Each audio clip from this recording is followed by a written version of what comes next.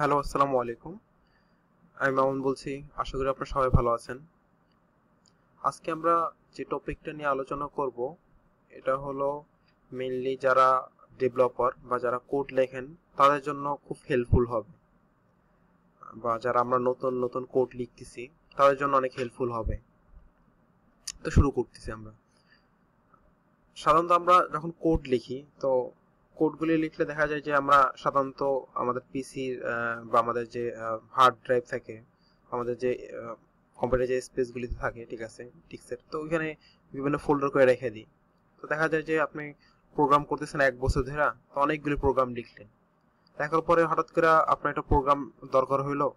তো এই প্রোগ্রামটা খুঁজে বের করা কিন্তু খুব ডিফিকাল্ট, ঠিক আছে, কারণ আপনি কখন লিখলেন বা কিভাবে লিখলেন, কি নামে লিখছিলেন, তো বেশ সাজানোটা বা খুঁজে বের করা খুব ডিফিকাল্ট হয়ে যায়।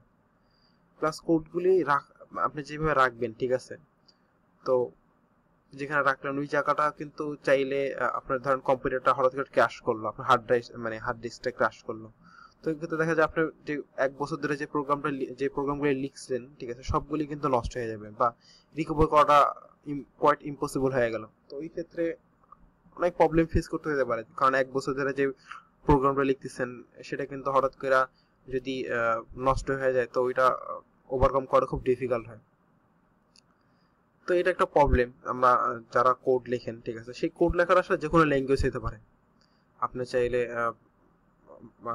এমবেডেড সিস্টেমের জন্য হতে পারে, বার্ডনের জন্য হতে পারে, আপনার পাইথনও হতে পারে, ওয়েবসাইটের জন্য যে কোড লেখে ওয়েব ডেভেলপাররা ওই ধরনের কোড হতে পারে, বা অ্যাপের জন্য কোডও হতে পারে। তো এরকম বিভিন্ন টাইপের আপনার কোড হতে পারে।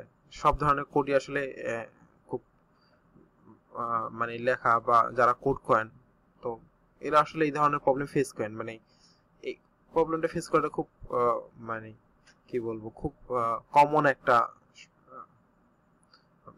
কমন একটা জিনিস, যে দেখা যাচ্ছে যে আমি 1 বছর আগে একটা কোড করলাম, ওই কোডটা হারাই গেছে বা পাইতেছি না, যেই ফোল্ডারে রাখছে ভুলে ওইটা ডিলিট করে ফেলাইছি। এটা হয়। আর একটা প্রবলেম যেটা ফেস করে দেখা যায়, ধরেন আপনি একটা কোড লিখতেছেন, তো এখন ওই কোডটা লেখার পরে আপনি এখন পাঠাইতেছেন আপনার ফ্রেন্ডকে। তো ফ্রেন্ডকে পাঠানোর পরে ফ্রেন্ডকে পাঠাইতেছেন কিভাবে, ধরেন ফেসবুকে পাঠাইতেছেন বা আপনি মেল করে পাঠাইতেছেন, আপনি কি বলে আপনি ড্রাইভারে করে গুগল ড্রাইভে করে পাঠাইতেছেন বা হঠাৎ যে কোনো মাধ্যমে পাঠাইতেছেন। তো পাঠালে যেটা দেখা যায় অনলাইনে যখন আপনি পাঠান এক জায়গা থেকে আরেক জায়গায় কোডগুলো, নর্মালি দেখা যায় যে অ্যালাইনমেন্টটা মানে কোনটার পরে কোনটা, ঠিক আছে, লাইনগুলি বেশিরভাগ অনেক সময় দেখা যায় নষ্ট হয়ে যায়।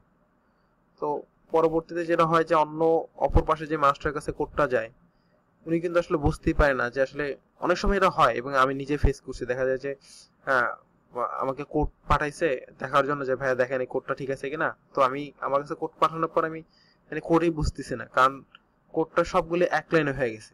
সে পাঠাইছে ঠিক আছে, কিন্তু পাঠানোর পর আমার কাছে যখন আসলো তখন সম্পূর্ণ এক লাইন হয়ে গেছে। ওইটা খুঁজে খুঁজে বের করা, সাপোজ আপনার 100 লাইনের একটা কোড, 100 তো ছোট লাইনই, ধরেন সাপোজ চিন্তা করেন 1000 লাইনের একটা প্রোগ্রাম, তো 1000 লাইনের প্রোগ্রাম যদি ধরেন 2 লাইন বা 3 লাইনে হয়ে যায়, তো ওইটা খুঁজে খুঁজে বের করাটা খুব ডিফিকাল্ট একটা কাজ, ঠিক আছে।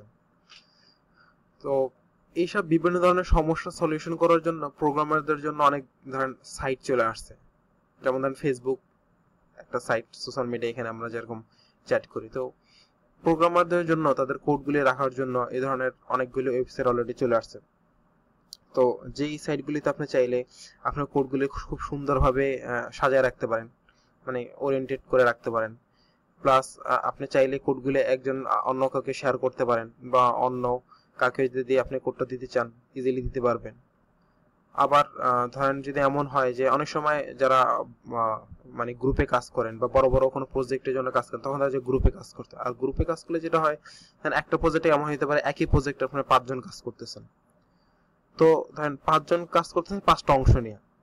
তো এমন হয় যে কে কোন সময় কোন জিনিসটা কাজ করলেন, বা আপডেট করাটা, কাজের আপডেট করাটা, বা ধরেন একটা একটা স্পেসিফিক প্রজেক্টের উপরে বা একটা স্পেসিফিক প্রবলেমের উপরে আপনি একটা কোড লিখতেছেন, তো ওই জিনিসটা আপডেট করাটা, ঠিক আছে, এটা কিন্তু ধরেন আপনি যদি নর্মালি আপনার পিসিতে করেন, আরেকজনের পিসিতে করে, তো আপনি ধরেন ফেসবুক বা আপনি ধরেন ইমেলের মাধ্যমে এই কোডটা একজনকে আরেকজনের পাঠাচ্ছেন, তো যেটা হয় যে ধরেন আমার কোডটা, আমরা গ্রুপে 5 জন কাজ করতেছি, ধরেন আমি একটা অংশ লিখলাম, আরেকজন একটা অংশ লিখলো, মানে 5 জনের 5টা অংশ লিখলো। এখন ধরেন কোড যখন পাঠাবে সে কিন্তু সম্পূর্ণ কোডটাই পাঠাবে। তো পাঁচজনের জন্য যদি পাঁচজন যদি 5টা করে কোড পাঠায়, তো এক একজন কিন্তু 4টা করে কোড পড়তে হইতেছে। তো এটা কিন্তু খুব ডিফিকাল্ট হয়ে যায় একজনের জন্য। তো দেখা যায় যে তার কাছে সম্পূর্ণ কোডটা যাচ্ছে, সে সম্পূর্ণ কোডটা পড়তেছে, পুরা ডিসিশন নিতেছে যে আচ্ছা ঠিক আছে কি ঠিক নেই। তো তো এইসব যে ধরনের ওয়েবসাইট এখন অ্যাভেলেবেল আছে, তো এই সব ধরনের সমস্যা গুলো একটা সলিউশন করে দেয়। এই ধরনের সাইটগুলিতে মানে প্রোগ্রামারদের জন্য যে সাইটগুলি আছে তাদের প্রোগ্রাম রাখার জন্য খুব ভালো ভালো সাইট, এবং ওদের এখানে খুব ভালো ভালো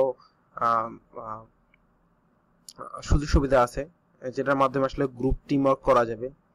টিমে 4-5 জন মিলা কোডটা লেখা যাবে, রিয়েল টাইমে আপনারা দেখতে পারবেন আপডেটগুলি। তো এই জিনিসগুলো যখন ভিতরে আরো কাজ করতে যাবেন তখন আরো বুঝতে পারবেন যে আসলে কি কি ধরনের ফ্যাসিলিটিস আছে।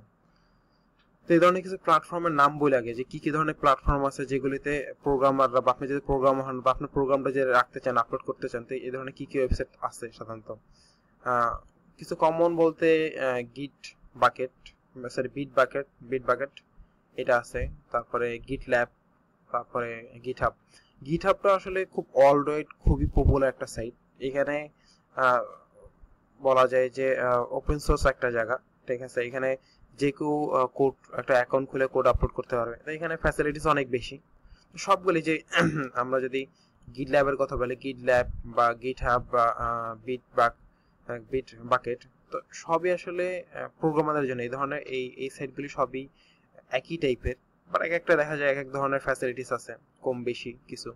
তো এগুলি বোঝার জন্য আপনি যেটা করতে হবে যে অবশ্যই লগ ইন করতে হবে, লগ ইন করে দেখতে হবে যে কোনটা আসলে কি ধরনের ফ্যাসিলিটিস দিচ্ছে। তো আমরা আসলে সবগুলি নিয়ে কথা বলবো না, এই ধরনের আরো অনেক ওয়েবসাইট আছে যেখানে আপনি চাইলে কোড গুলো রাখতে পারেন। তো আমরা এই গিটহাবটা এটা আসলে খুব পপুলার একটা সাইট, এটা নিয়ে আলোচনা করবো সামনের দিকে যে কিভাবে এখানে আপনি কোডগুলো আপলোড করবেন বা ফ্যাসিলিটিস গুলি কি আছে, কিভাবে আপনি এগুলো ইউজ করতে পারেন।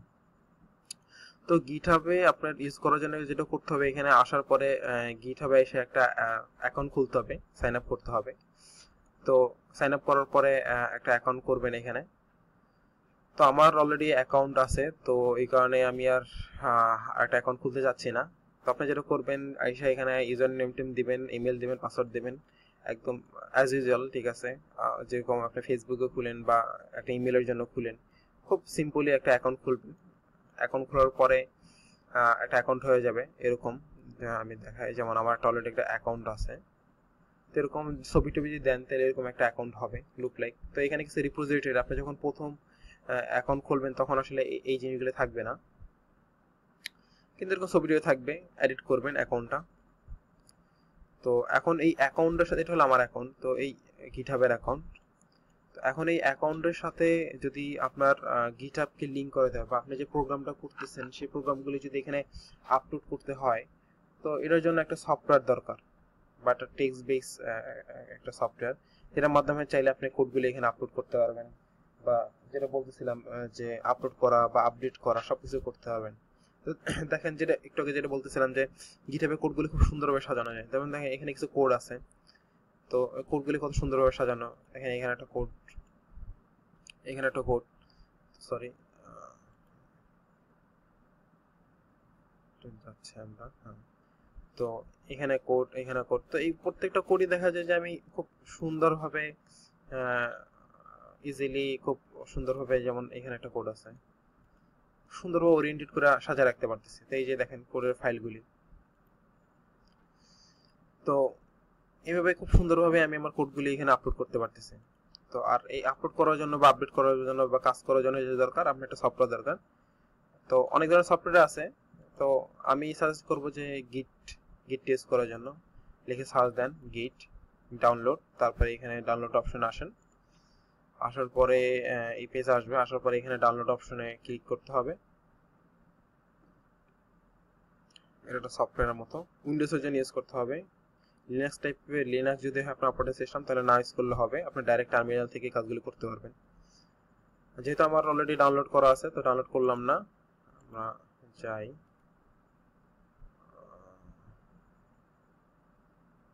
ওকে,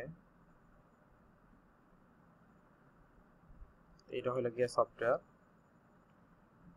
এখান থেকে রান দিতে হবে।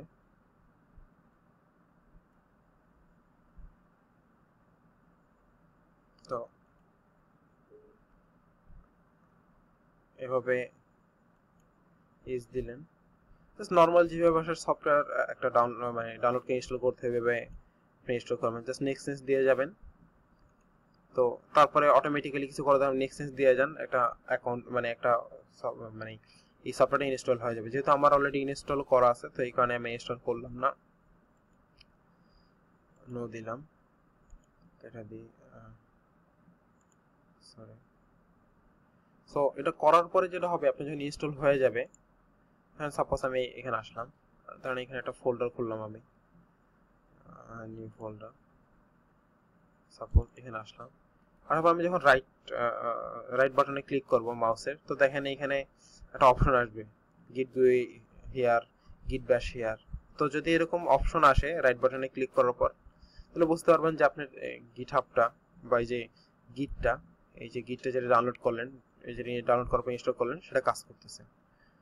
তো নেক্সট আমরা দেখাবো যে কিভাবে আপনি এখানে কোডগুলো রাখবেন, গিটহাবে কিভাবে আপনি কোডগুলো রাখবেন, সরি কিভাবে গিটহাবে আপনি কোডগুলো রাখবেন, কিভাবে কাজ করতে পারবেন টিম মিলে, বা কিভাবে কোডগুলো আপলোড করবেন, সেই জিনিসগুলো নিয়ে আলোচনা করব। তো যা বললাম এইসব নিয়ে যদি কোনো কোশ্চেন থাকে বা কোনো কনফিউশন থাকে, তাহলে নিচে কমেন্ট করতে পারেন, আমি ট্রাই করব এগুলি নিয়ে অ্যান্সার দেওয়ার জন্য। সবাইকে ধন্যবাদ।